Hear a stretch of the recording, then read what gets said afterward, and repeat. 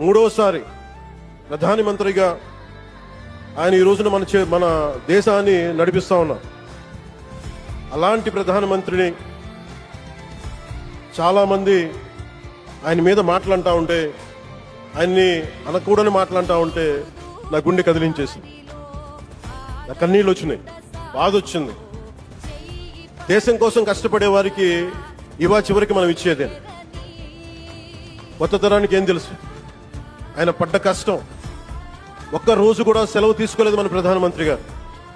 ఈరోజు పెట్టుబడులు వస్తున్నాయి మనకి, ఒక్క రోజు కూడా సెలవు తీసుకోలేదు. శత్రు దేశాలు, మన అభివృద్ధికి ఈర్ష్యపడే పశ్చిమ దేశాలు, వీటన్నిటిని తట్టుకొని ఒకవైపు విదేశాల్లో ఉండే శత్రువులతో పోరాడాలి, దేశాన్ని అభివృద్ధి పదంలో తీసుకెళ్దామంటే అంతర్గత శత్రువులతో పోరాడాలి. అలాంటి వ్యక్తికి మనం ఇవ్వగలిగేది కేవలం మేమున్నాం మీ వెంట, మీ మీద మాట పడితే అది మా మీద పడ్డట్టే, అదే మన వారికి ఇవ్వాల్సింది.